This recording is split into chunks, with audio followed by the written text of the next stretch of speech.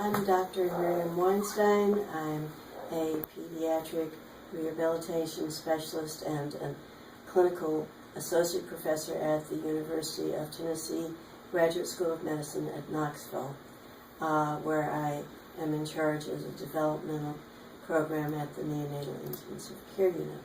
The Neonatal Intensive Care Unit is a level 3 unit that serves many infants who are less than 32 weeks gestation and or less than 1,500 grams birth weight. These infants are at high risk for many cognitive and motor problems.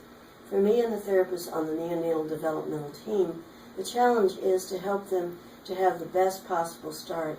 We are involved in collaborating with the nurses on a neurodevelopmental program based on the research that has been done about how the brain develops. The nurses are the ones with the most interaction with the infants throughout the day. They are the ones who read their infants.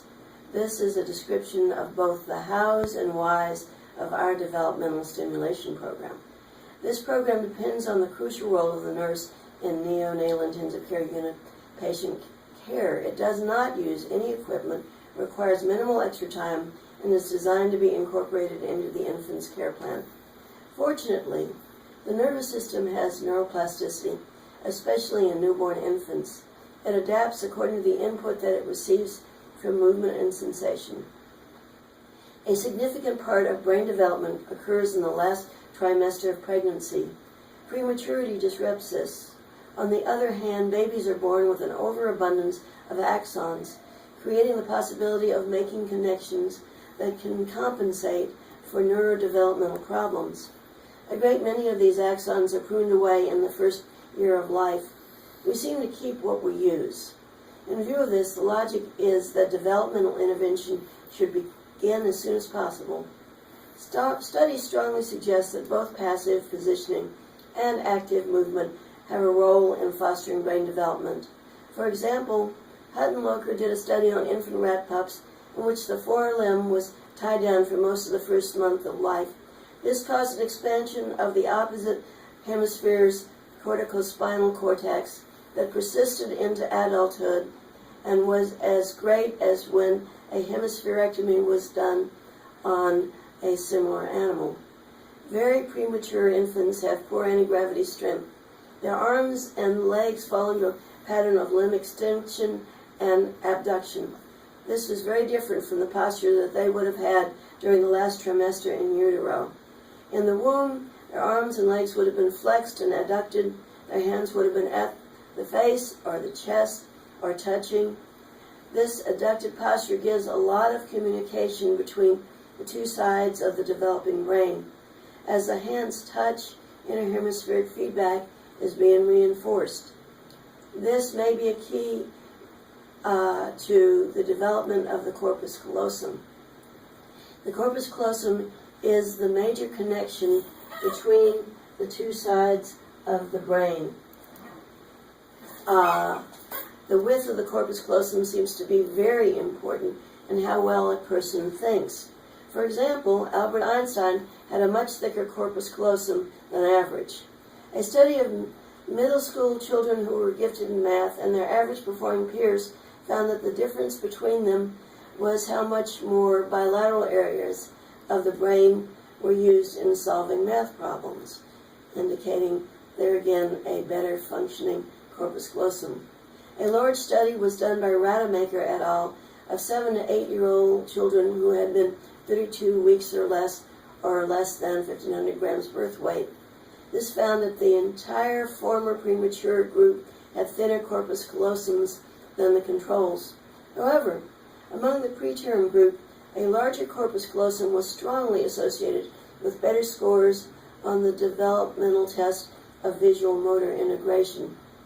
Having a wide corpus callosum seems to be the difference between a thought traveling over a narrow jungle path and one traveling by a major highway. In order to try to help infants achieve active midline, our nurses do cross-stroking. This is passive, but is effective in many of the infants in facilitating active flexion and adduction movements towards midline. At each feeding and diaper change in medically stable infants, once they are at 32 weeks or more post-gestation age. The opposite hand is brought to the face and strokes the face 3 times. Then is stroked down the arm, down the back of the hand to the fingertips. Then the stroking hand is placed on top of the other one against the chest. This sequence is done 3 times on each side. The cross-stroking is also incorporated into the physical therapist and occupational therapist visits. This intervention is based on the sensory and motor representations of the hand, face, and arm on the sensory and motor cortex that are called the homunculus. The face and the hand have a much bigger representation, as you can see. For infants younger than 32 weeks post-gestation, and as noted in the 32 weeks or more group, nurses roll up receiving blankets into kick rolls to achieve hip and knee flexion, and side rolls that encourage shoulder rounding. These can be adjusted by the nurse over the course of a shift as needed, and decreased or discontinued as appropriate active movements emerge. Often, infants in the neonatal intensive care unit develop a strong preference for cervical rotation, usually to the right. These infants also are started on cross-stroking to try to address the inattention to the opposite side that can lead to positional torticollis and possibly flattening of the posterior occiput on that side of the skull. Also, to encourage more attention to the opposite side, the patient is positioned more often on the opposite side, and when possible, the crib is reoriented to encourage looking both ways. Clinically, I've noted that children with persistent fisting with the thumb in the palm in the NICU tend to have this posture when I see them in follow-up 2 months after discharge in my office. At that point, it is interfering with achieving grasping. Also, because the hand is staying fisted, the palm has a mild hypersensitivity to touch. This creates a negative cycle of aversion for having any objects placed into the hand. It turns out that even infants need some work hardening. If this fisting persists, children can have problems with picking up a Cheerio because the thumb abducts into the palm or holding a crayon. There are no studies about this posture's implications in premature infants. Hua et al. Did look at term infants, but the study only followed them for the first 3 days of life.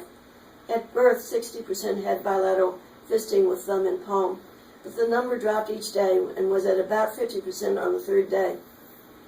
Often, cross-stroking partially addresses this. The light stroke down the back of the hand triggers sensory motor mediated hand opening. If the cortical thumb posturing does not resolve and is an obligate rather than an occasional posture, then I will order the therapist to make soft thumb loop orthoses to passively position the thumb in abduction. These look like this with soft material and Velcro to position the thumb loop and to close the wrist strap. They fit on the thumb like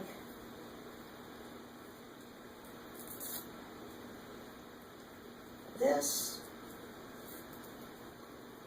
roughly, to hold the thumb out.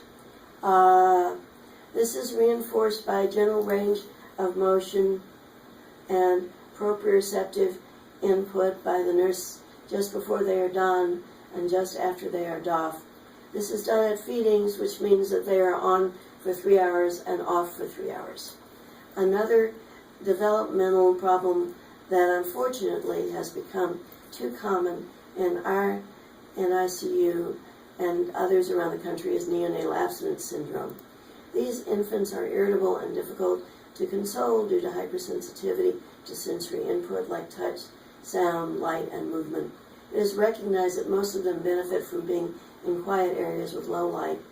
For infants who show marked tactile hypersensitivity, I order towel wraps and, if necessary, towel baths. Using rough textures to calm a baby who hates to be touched may seem counterintuitive until you consider the underlying problem is impaired processing of touch by the brain. It is similar to crackly signals coming in from a distant radio station. The lack of a clear signal makes it irritating to listen to it.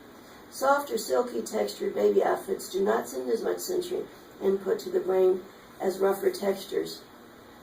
Towel wraps can be done simply by placing the baby on the towel or by wrapping the baby up in the towel the way the baby would be wrapped in a receiving blanket. Some nurses find that just placing a washcloth under the baby's cheek is calming. Towel baths are done instead of the usual bath by wrapping the baby in a towel that has been put into warm water and wrung out.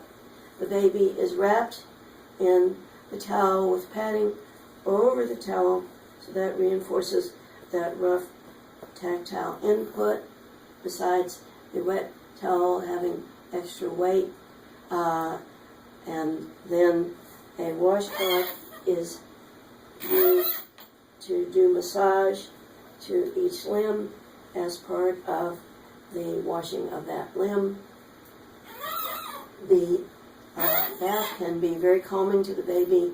The effect can carry over after the bath. Our goal is to make the baby more comfortable. Sometimes being calmer also leads to being better able to tolerate weaning from morphine. Our goal in formulating our program is to use what is being learned about how an infant's brain develops and how it responds to daily care to give our babies the best possible start.